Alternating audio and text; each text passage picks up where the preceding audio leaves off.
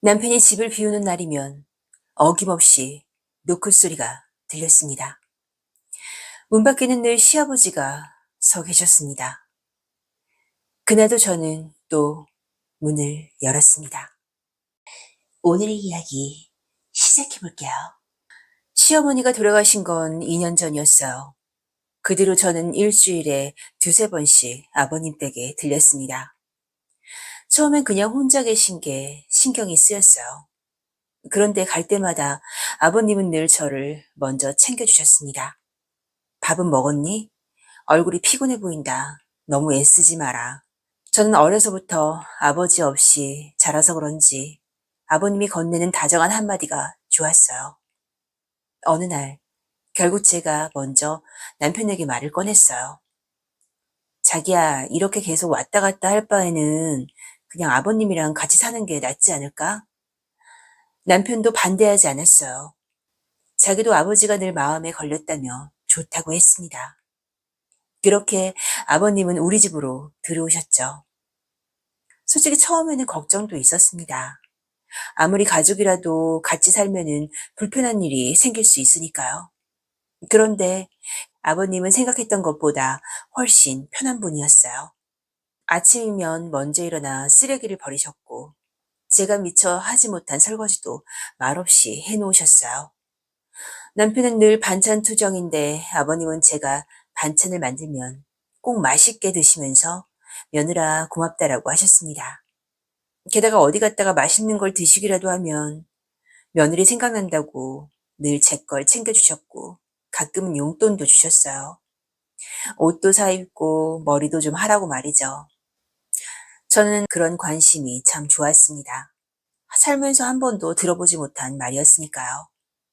그때까지만 해도 저는 아버님을 정말 아버지처럼 생각했고 아버님도 저를 딸처럼 생각하시는 줄 알았어요. 적어도 남편이 회사를 옮기기 전까진 말이에요. 남편은 회사를 옮긴 뒤부터 출장이 많아졌어요. 처음에는 하루 이틀이었는데 나중에는 일주일씩 집을 비우는 일도 생겼어요. 집에는 자연스럽게 저와 아버님만 남는 시간이 늘어났죠. 그렇다고 처음부터 무슨 일이 있었던 건 아니에요. 아버님은 여전히 저를 챙겨주셨고 저는 그런 아버님이 좋았으니까요. 사실 아버님은 그 나이대로 보이지 않았어요. 늘 자기 관리가 철저한 분이셨거든요. 남편은 늘 아버님이 자기보다 체력이 좋다고 했어요. 남편은 운동이랑은 거리가 먼 사람이었으니까요. 그때는 웃어 넘겼죠. 그러던 어느 날이었습니다. 정수기 물통을 가려고 낑낑대고 있었는데 아버님이 그런 거 하지 말라면서 다가오시더니 무거운 물통을 아무렇지도 않게 번쩍 들어 올리시는 거예요. 그 순간 군살이 거의 없는 몸에 생각보다 넓은 어깨와 단단한 팔과 힘줄이 눈에 들어왔어요. 시아버지가 아닌 남자로 보이더라고요. 그런 생각을 했다는 사실에 저 스스로도 놀랐습니다. 그러면 안 되는 거였으니까요.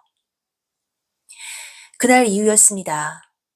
저는 아버님을 예전처럼 편하게 보지 못했어요. 그런데 어느 날부터 한 가지가 계속 마음에 걸렸습니다. 우리 부부방은 아버님 방 바로 옆이었거든요. 남편은 출장에서 돌아오면 늘 저를 찾았어요. 부부니까 당연한 일이었습니다. 그런데 꼭 그런 날이었어요. 남편과 잠자리를 하고 난 뒤 제가 씻고 나오면 아버님이 밖에 나와 계시더라고요. 처음엔 화장실 가시나 보다 했어요. 그런데 비슷한 일이 계속됐어요. 제가 씻고 나오면 아버님이 물을 마시고 계실 때도 있었고 어떤 날은 소파에 앉아 TV를 보고 계셨어요. 아버님 아직 안 주무셨어요? 잠이 안 와서. 그렇게 대답하시면 더 물어볼 말도 없었어요. 한두 번은 우연이라고 생각을 했죠. 그런데 그게 세 번쯤 되자 저도 모르게 아버님이 계속 신경 쓰이더라고요. 남편이 집에 있는 날, 그리고 제가 씻고 나온 뒤, 꼭 그때마다 아버님은 안 주무시고 계셨으니까요. 그 일이 계속 마음에 걸렸어요. 한번 신경이 쓰이기 시작하니까 그냥 넘겨지지가 않았어요.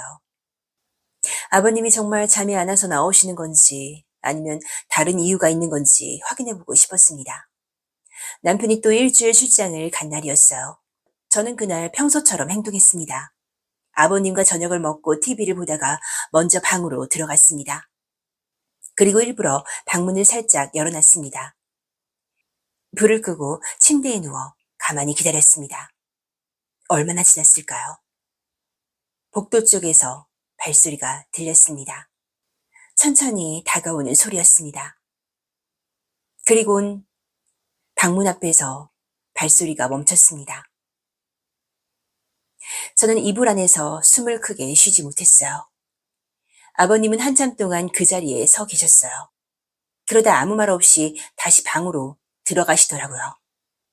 그날 밤은 쉽게 잠들 수가 없었어요. 눈을 감아도 방문 앞에 멈춰 서 있던 발소리가 계속 생각났으니까요.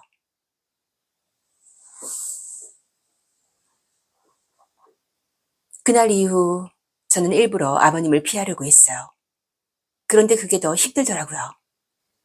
식탁에 마주 앉아도 마음이 편하지 않았고 거실에서 TV를 볼 때도 자꾸 의식이 됐어요. 아버님도 전과는 조금 달라 보였습니다. 전에는 자연스럽게 하시던 말도 줄어들었고 시선이 마주치면 먼저 다른 곳을 보시곤 했어요. 그런데 그럴수록 이상하게 더 의식이 됐어요. 더 이상 혼자 고민할 수는 없었습니다.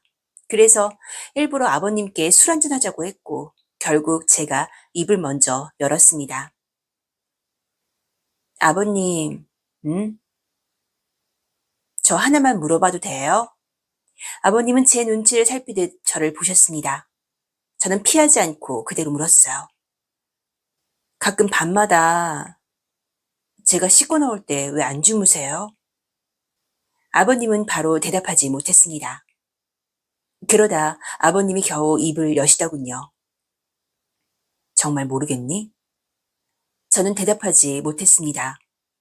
그런데 대답을 안 해도 아버님은 이미 아시는 것 같았어요. 그 순간 아버님 손이 조심스럽게 제 손 위로 올라왔습니다. 아버님 손은 생각보다 따뜻했어요. 저는 그 손을 떼지 않았습니다. 한참 동안 아무 말도 하지 못했어요.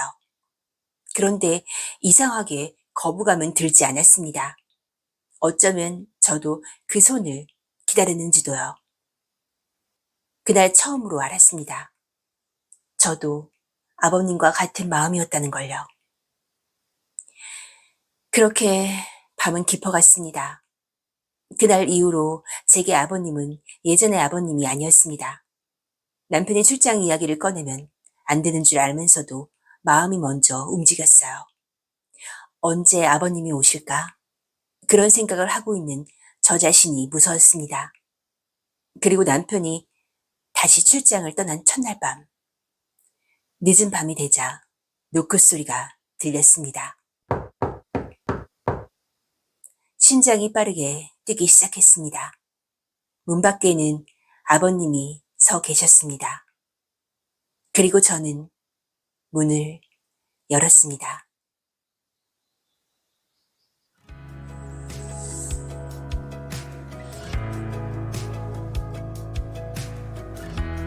오빠들, 오늘의 이야기는 어떠셨나요? 오늘도 끝까지 함께 해주신 우리 오빠들 정말 감사드려요.